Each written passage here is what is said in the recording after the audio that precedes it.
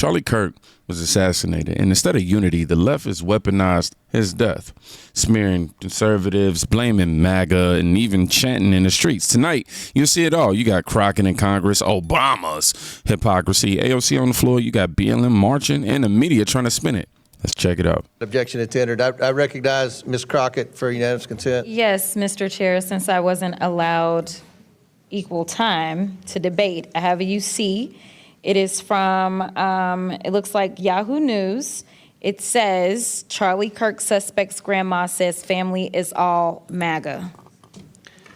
Without objection, so ordered. Chair recognizes Ms. Green from Georgia. Mr. Chair, remember I have a UC as well. We'll recognize you next time. Chair, Ms. Green, it's your 5 minutes. Thank you, Mr. Chairman. I can assure you that the 22-year-old man, Tyler Robinson, that murdered Charlie Kirk is not MAGA. His family may be Republican, but all of the evidence that is being presented proves that he is a far leftist, very much integrated in online groups that are linked to Antifa. He was in a relationship with a biological male, so-called furry, whatever that is transitioning to be a fake woman. He was not MAGA, not one bit. That is a complete lie, and it's an insult to every single Republican and person that identifies with those type of politics. We will not tolerate it.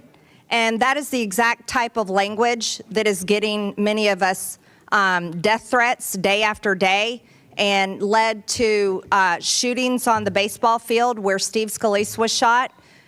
This is what led to President Trump nearly being assassinated this past summer. This is what has led to Charlie Kirk being assassinated. And so I just want to give a warning there. We're not going to tolerate that anymore. Mr. You know, something else we're not going to tolerate is crime. On August 11th. Now, Jasmine Crockett tried to brand Charlie Kirk's killer as MAGA. But MTG, Major Retailer Green, whom I had the pleasure of being able to see in person. I didn't get a picture, though, anyhow. But Major Retailer Green set the record straight. It's a complete lie. Complete lie. Fabricated. Why does that matter? I'll tell you why, because that lie is fuel. It paints half the country as terrorists. And history shows us when you demonize people, you justify violence against them. Now, listen to how the same rhetoric drips into a speech from the so-called unifier. I want to just mention President Obama's remarks. Yes. Because I'm seething about this. This is ostensibly like the standard bearer, and he comes out there and he acts like, I'm going to do the unity. I'm going to do the thing, you know. We can both condemn what happened to Charlie in no uncertain terms and say we disagree with him. So then what are the examples that he gives of disagreeing with Charlie? It's so amazing, Emily. They're all about race, and they are all mischaracterizations of what Charlie said, including the fabricated quote that Karen Ataya was fired from the Washington Post for fabricating. Yep. You know, all painting Charlie as a racist, right? That's a great point. And then President Obama says, in my day, we didn't demonize the other side. Not only did he actually do it, demonize everybody on the right as clinging to their guns and their Bibles, implying everybody's, you know, backward, Neanderthals, racist, etc. But he did it on that very stage. Like, he literally could not get through the event without demonizing the other side while pretending that his hands are so clean from this. And I just couldn't get over it because the way that the left does it is all in this very highfalutin, you know, like above it all. But they're actually doing the same thing. What you got from every segment of Obama's talk just there is the other side are racists, are bad people, are violent, are vile, and are divisive, when he is Like, that is divisive to say it. And he does this every single time he speaks. And it's just such a farce because at the end of the day, the left loves to say Donald Trump is divisive. But what he actually did was he united the very racially diverse working class of this country around the idea that they deserved a fair shot at the American dream. After it had been denied them by successive Democratic presidents and regimes, including President Obama. Classic Obama, huh? Claim the high ground, then slip in discredited quotes to smear Charlie as racist. That isn't unity, man. It's polished. It's a polished way to divide. That's what I just got from that, or what I got from Obama. And the tragedy is millions watching think they're hearing peace when what they actually are hearing is contempt dressed up in nice words. And when leaders set that tone, others in power echo it. Watch this floor speech. I thank Gentleman Representative Green for his graciousness. Today, the Republican House majority brought to the floor a resolution honoring the life and legacy of Charlie Kirk. Charlie Kirk's assassination was a horrific and vile attack and incident of political violence. And condemning the depravity of Kirk's brutal murder is a straightforward matter, one that is especially important to help stabilize an increasingly unsafe and volatile political environment where everyday people feel more at risk. We can deeply disagree and come together as a country to denounce the horror of this killing. And it is not a license for the abuse of power and whitewashing of American history. Today's resolution only underscores the majority's recklessness by choosing to author this condemnation and honoring on a purely partisan basis, instead of uniting Congress in this tragedy with one of the many bipartisan options to condemn political violence and Kirk's murder, as we did with the late Melissa Hortman. Instead, the majority proceeded with a resolution that brings great pain to the millions of Americans who endured segregation, Jim Crow, and the legacy of bigotry today. We should be clear about who Charlie Kirk was. A man who believed that the Civil Rights Act that granted Black Americans the right to vote was a mistake. Who, after the violent attack on Paul Pelosi, claimed that, quote, some amazing patriot, unquote, should bail out his brutal assailant. And accused Jews of controlling, quote, not just the colleges, it's the nonprofits, it's the movies, it's Hollywood, it's all of it, unquote. His rhetoric and beliefs were ignorant, uneducated, and sought to disenfranchise millions of Americans, far from the working tirelessly to promote unity, unquote, asserted by the majority in this resolution.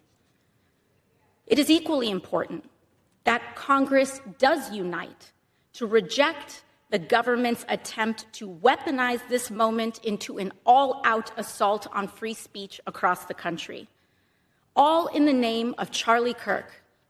President Trump and the FCC are now cynically threatening to shut down ABC and any outlets who give airtime to the administration's political critics.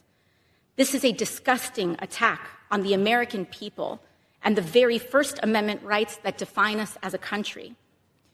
It is also the ABC Corporation's responsibility to refuse to embolden and participate in this corruption and escalation of censorship.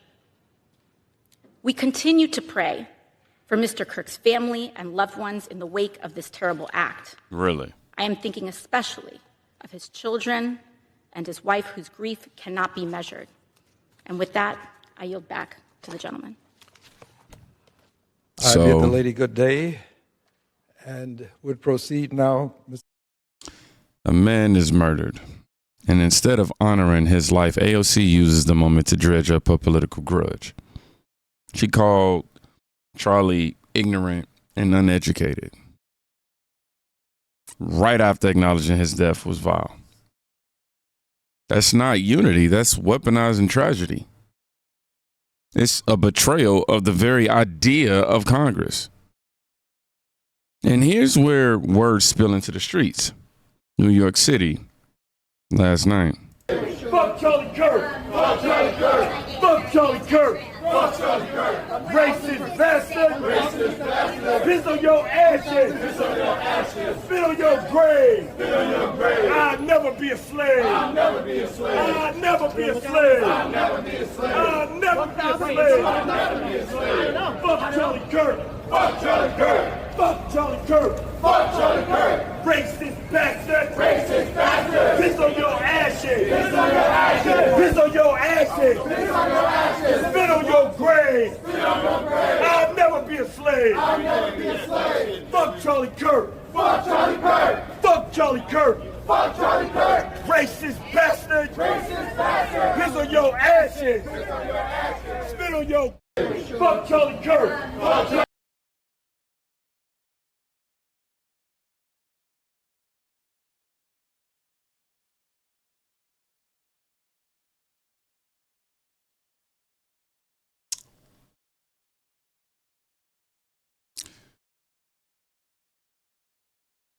I genuinely just had to ask God to humble my spirit. Because Charlie Kirk, he wouldn't have wanted me to react like that. Nope. F. Charlie Kirk, spit on your grave, they say. That's not a protest, man. I see hate. That's hate.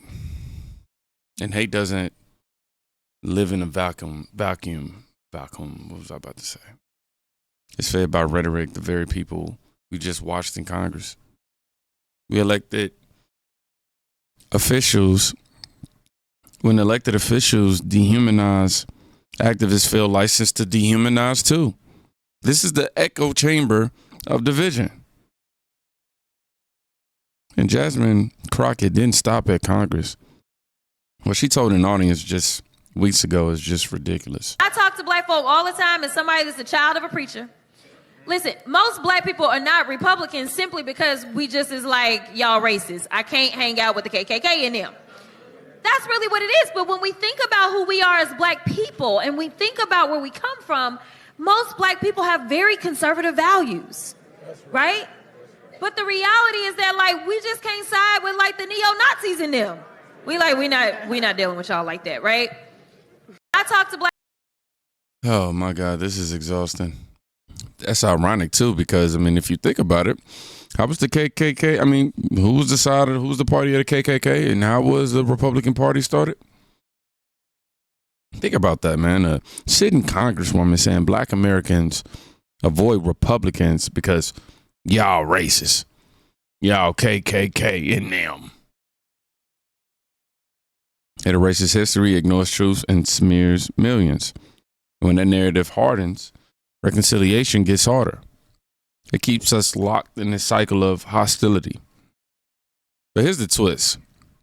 The media that usually cheers this on is finally eating their own.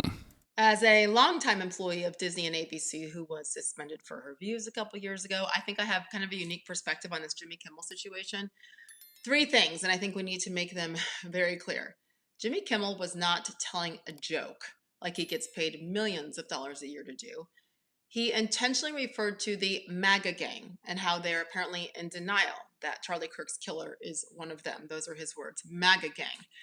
He said that even after the FBI and the governor of Utah gave very specific details about what was in Tyler Robinson's text messages, and after the governor and the FBI told us very clearly that the shooter, Tyler Robinson, alleged shooter, had written, "Hey fascist, catch" on one of the bullets. We all know which side uses that word constantly, fascist. It's not MAGA. I mean, for once, corporate America did the right thing. Let me clarify though, Nexstar and Sinclair did, not Disney ABC, but Nexstar, Sinclair, they said enough. Why? Well, They understand that most people in this country, most sane human beings across the world, are sickened by Charlie Kirk's murder. Because obviously it's horrific to see anyone's life taken this way, regardless of what side of the aisle they're on. So what Kimmel did, which further dividing is the nicest way to say it, it's just bad for the bottom line. It's bad for business. And it doesn't help when your ratings are tanking. Usually, as I know and many others know, Disney and ABC, they reward woke leftists who've gotten away with spewing lies and hatred on ABC, on ESPN airwaves, across Disney platforms too. Maybe, just maybe, executives are figuring out that it's not only bad for business, but it's just wrong. You can't have it both ways, guys. You can't celebrate and actually help in the cancellation of others who are simply expressing opinions that are different from yours. But then you're going to go crazy and be up in arms when somebody that you do agree with is held accountable for misleading comments and certainly insensitive comments. How about when Jimmy Kimmel celebrated when Tucker Carlson got fired? How about when he crushed those who didn't want to comply with ridiculous forced vaccinations? None of that is aging very well right now. At all. Sage Steele, she lays it out. Jimmy Kimmel thought mocking Charlie's death was a joke. Corporate America said otherwise, and for once, they drew a line. Not because they found morality, but because they saw the cost. Even then, it shows the spin machine can't cover forever for everyone. Nah. Charlie Kirk's deserve respect. Not this political theater we see, not chants in the streets, not the lies of, in the halls of power. He don't deserve that. His family deserves better. America deserves better. Now, if you made it to the end of this video, I want you to put stand firm, because we not backing down. Y'all be safe. Please go check on a friend today. You can quite literally be saving their life, all right? Peace.